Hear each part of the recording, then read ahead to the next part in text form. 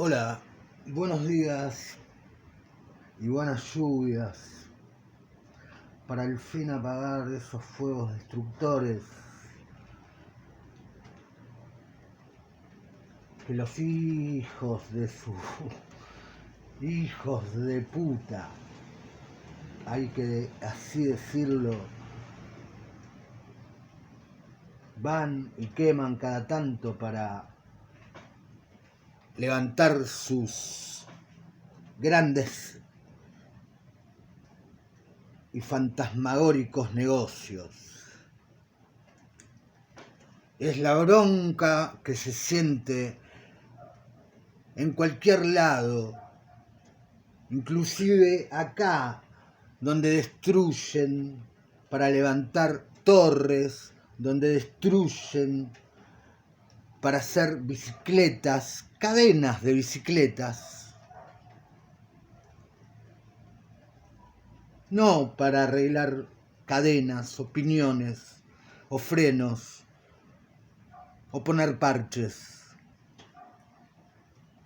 La metáfora o lo más común sería decir, ellos viven poniendo parches. Pero su financiera bicicleta la conocemos hace ya demasiado tiempo. ¿No es así?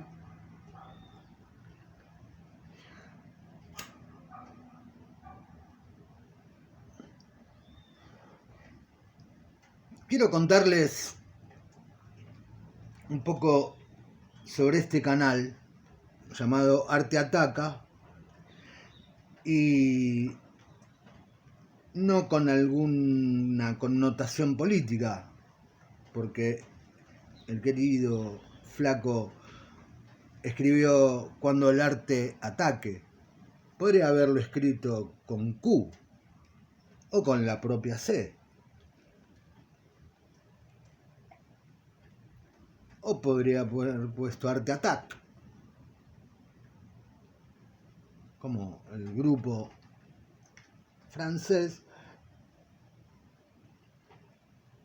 Pero bueno, ahí está, ahí lo tienen, se llama Arte Ataca. Nació hace 4 años, pero recién ahora le empecé a dar vida o dar contenido. Por eso es que les pediría a aquellos que les guste que se suscriban, den me gusta, comenten, que todo es gratis. Absolutamente gratis, porque YouTube es un benefactor para la humanidad toda. Bien, eso es un poquito de este comienzo. Y para que sepan de qué viene, este va a ser la tercera entrega de... Le puse un nombre como lecturas fragmentarias o fragmentadas. Podría ser fragmentarias lecturas o podría ser aquello que vine haciendo muchísimas veces. Yo creo que mucho más de las que yo pensé que podía llegar a ser. Pero hace aproximadamente año 98 empecé a hacer lecturas porque habíamos sacado un tríptico de poesías entre una pareja y yo, y lo habíamos impreso, ¿no? Y lo leía en los colectivos, subía, entregaba y me pagaban, es decir, había gente que lo compraba. Como después también sucedió, y veía y vi muchas personas haciéndolo en subtes, ¿no? En trenes, etcétera. Así que un poco eso y un poco alguna experiencia en venta de algún que otro artículo en colectivos me llevó a leer en colectivos. Y yo creo que en el 50% de los casos recibí algún agradecimiento en forma tanto de sonrisa, de dinero, de comentario. Entonces, esto generó o se vino plasmando de estas formas, ¿no? Y vamos al grano. En la primera y segunda entrega les hablé sobre África, un libro llamado Ébano, de Kapuscinski, un cronista que vivió tiempo en África y hace unas crónicas, la verdad que muy personales y muy vívidas de lo que era África en esos años cuando él escribió los comienzos de los 60, y va contando distintas experiencias que va teniendo en distintos países, tanto en Ghana, en Uganda, en una isla llamada Zanzíbar. Eran épocas de independentismo en África y de movimientos de liberación, y él aclara que en cambio de juntarse en los palacios con los poderes, con los poderosos, con los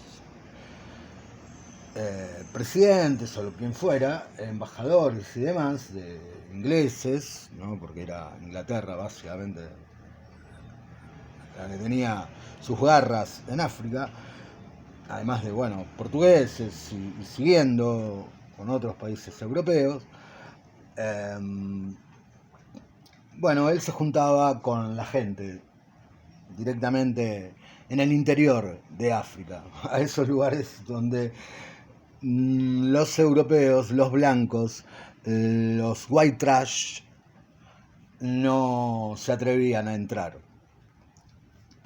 Y se quedaban en las costas, donde ahí podían recibir a los esclavos y fácilmente llevarlos, trasladarlos en sus buques hacinados. Y como en aquella época los querían, justamente ahora los deportan o los matan directamente en mitad del Mediterráneo, como Trump a los mexicanos.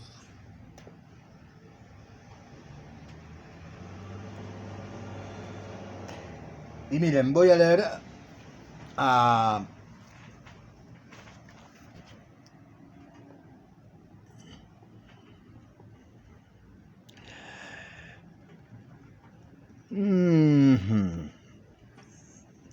es el libro de las ilusiones del señor Paul Auster,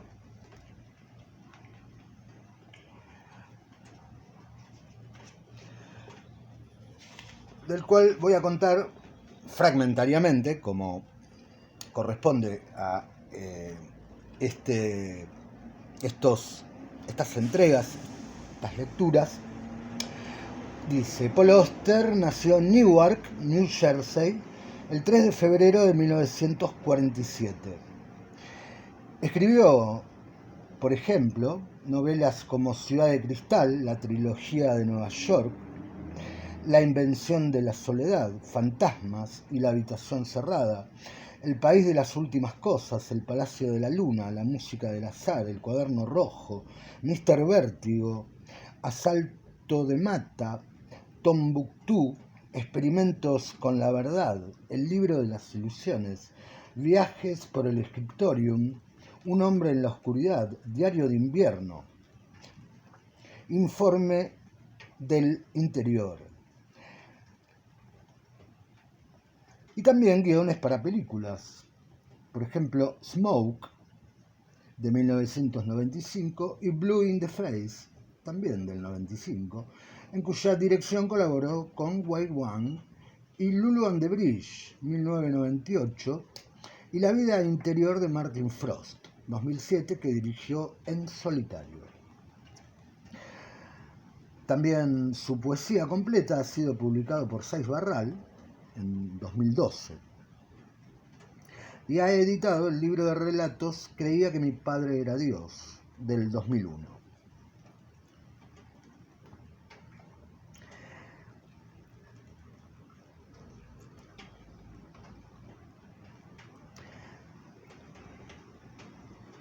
Ha recibido numerosos galardones. Por la novela Leviatán, el Independent Spirit Award por el guión de Smoke, el premio al mejor libro del año del Gremio de Libreros de Madrid por el libro de las ilusiones, el premio Que Leer por La noche del oráculo y el premio Leteo. Su obra está traducida a más de 40 idiomas y vive en Brooklyn, Nueva York. Epígrafe.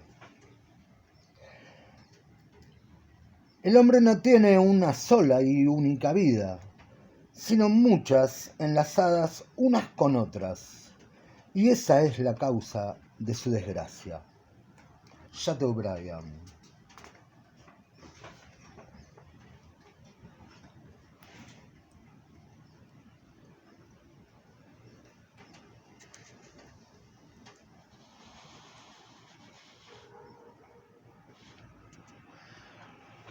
Hola, nuevamente. Buenos días. Buenas lluvias. Mójense. Mójense. Todo el mundo creía que estaba muerto. Cuando se publicó mi libro sobre sus películas en 1988, hacía casi 60 años que no se tenían noticias de Héctor Mann. Salvo un puñado de historiadores y aficionados al cine mudo, pocos parecían conocer siquiera su existencia. Doble o Nada, la última de las 12 comedias breves que realizó a finales de la época muda, se estrenó el 23 de noviembre de 1928. 2 meses después, sin despedirse de amigos ni conocidos, sin dejar una nota ni informar a nadie de sus planes, salió de la casa que tenía alquilada en North Orange Drive y no se lo volvió a ver más. Su De Soto azul seguía aparcado en el garage. El contrato de arrendamiento no vencía hasta 3 meses después.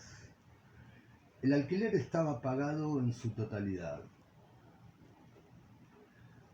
Había comida en la cocina, whisky en el bar y no faltaba ni una sola prenda de ropa en los cajones de su habitación. Según Los Angeles Herald Express del 18 de enero de 1929, era como si hubiese salido a dar un paseo y fuese a volver en cualquier momento. Pero no volvió. Y a partir de entonces fue como si a Héctor Mann se le hubiese tragado la tierra. A raíz de su desaparición, circuló demasiado... fue un desliz. No solo pedí perdón, pero en este caso... A raíz de su desaparición, circuló durante varios años toda suerte de historias y rumores sobre lo que le había ocurrido.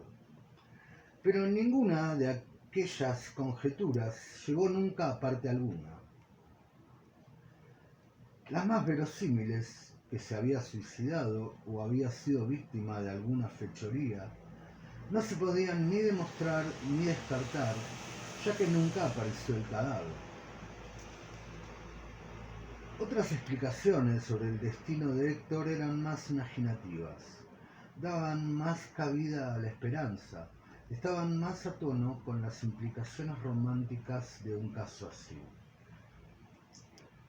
Una de ellas afirmaba que había vuelto a su Argentina natal y dirigía ahora un pequeño circo en el interior. Otra que se había hecho miembro del Partido Comunista y se dedicaba con nombre supuesto a organizar a los obreros de las centrales lecheras de Utica en Nueva York. Y otra más, que con la depresión se había convertido en un vagabundo del ferrocarril. Si Héctor hubiese sido una estrella más importante, sin duda las historias habrían persistido. Vivo aún en las cosas que se decían de él, poco a poco se habría transformado en una de estas figuras simbólicas que habitan en las zonas recónditas de la memoria colectiva, en una representación de la juventud, la esperanza y los diabólicos reveses de la fortuna. Pero nada de eso ocurrió. Porque el caso es que Héctor estaba solo empezando a causar impresión en Hollywood cuando su carrera se truncó. Llegó demasiado tarde para aprovechar sus dotes plenamente y no permaneció mucho tiempo para dejar una huella perdurable de su personalidad y de lo que era capaz de hacer. Pasaron unos años más y el público fue dejando de pensar en él. Hacia 1932 o 1933, Héctor pertenecía a un universo extinto y si había dejado algún rastro, solo era en forma de nota, a pie de página, de un libro ignorado que ya nadie se molestaba en leer. Ahora las películas eran habladas y las espasmódicas comedias del pasado estaban olvidadas. No más payasos, ni pantomimas, ni chicas lindas bailando descaradamente al son de orquídeas de orquestas silenciosas. Solo hacía unos años que se habían extinguido, pero ya parecían prehistóricas, como las criaturas que deambulaban por el mundo cuando la humanidad aún vivía en las cavernas. O la humanidad que aún vive, dirigida por cavernícolas. En mi libro no daba mucha información sobre la vida de Héctor. El silencioso mundo de Héctor Mann era un estudio de sus películas, no una biografía, y los pocos detalles que aporté sobre sus actividades al margen de la pantalla procedían directamente de las fuentes habituales: enciclopedias de cine, memorias, historias de los primeros tiempos de Hollywood. Escribí el libro porque quería comunicar mi entusiasmo por la obra de Héctor. Para mí, la historia de su vida tenía un interés secundario, y en vez de conjeturar sobre lo que pudo o no pasarle, me limité estrictamente a analizar su filmografía. Teniendo en cuenta que nació en 1900 y dado que no le había vuelto a ver desde 1929, jamás se me habría ocurrido sugerir que aún vivía.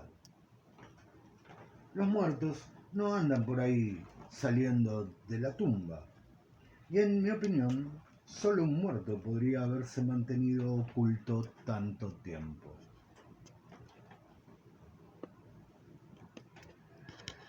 El pasado mes de marzo hizo 11 años que se publicó el libro en las ediciones de la Universidad de Pensilvania. 3 meses después, justo cuando empezaban a salir las primeras críticas en las revistas cinematográficas y en las publicaciones especializadas, encontré una carta en el buzón. El sobre era más grande y más cuadrado que los que solía ver en los comercios, y como era de un papel grueso y caro, lo primero que se me ocurrió fue que podría contener una invitación de boda o el anuncio de algún nacimiento. Mi nombre y dirección estaban escritos en la parte central, con unos rasgos elegantes y ondulados. Si la letra no parecía de un calígrafo profesional, sin duda era de alguien que creía en las virtudes de escribir con distinción, de una persona educada en la antigua escuela de la etiqueta y el decoro social. El matasellos era de Albuquerque, Nueva México, pero el remitente de la solapa posterior indicaba que la carta se había escrito en otro sitio. Suponiendo que tal sitio existiese y aceptando que el nombre de la ciudad fuese real. Una debajo de otra, las dos líneas decían lo siguiente. Rancho Piedra Azul, Tierra del Sueño, Nuevo México.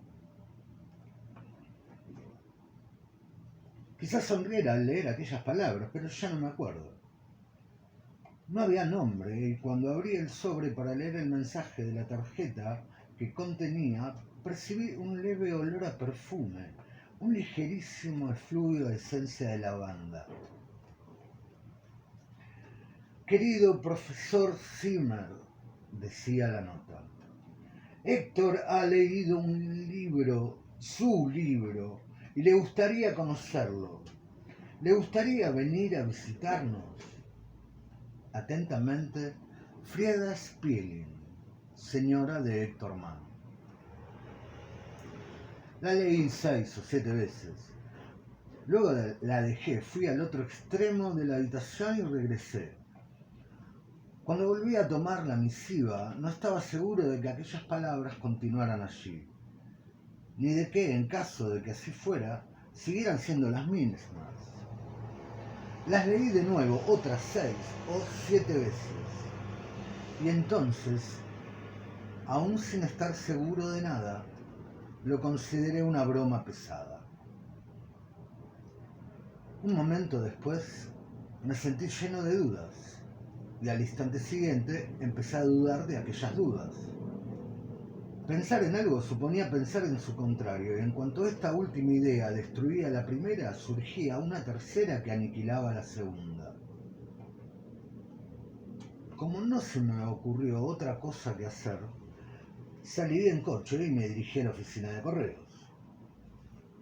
Todas las direcciones de Estados Unidos estaban registradas en la guía de códigos postales, y si Tierra del Sueño no figuraba en ella, podía tirar la carta y olvidarme de todo el asunto.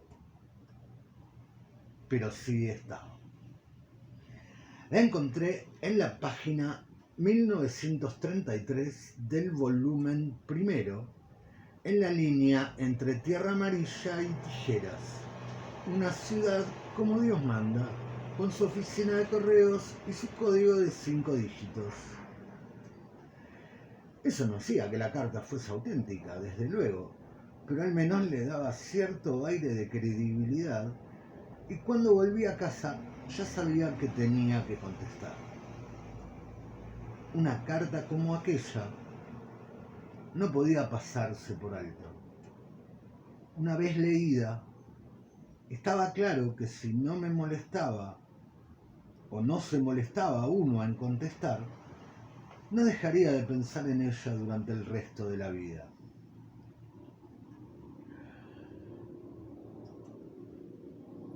No guardé copia de la contestación.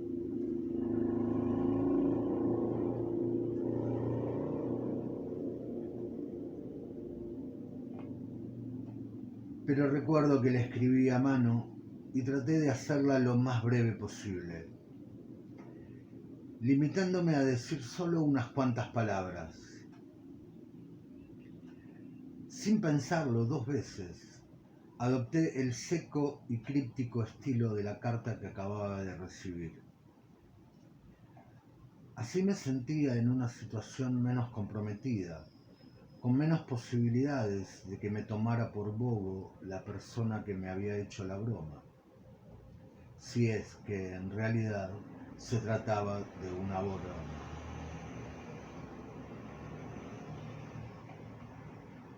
Palabra más, palabra menos, mi contestación decía algo así.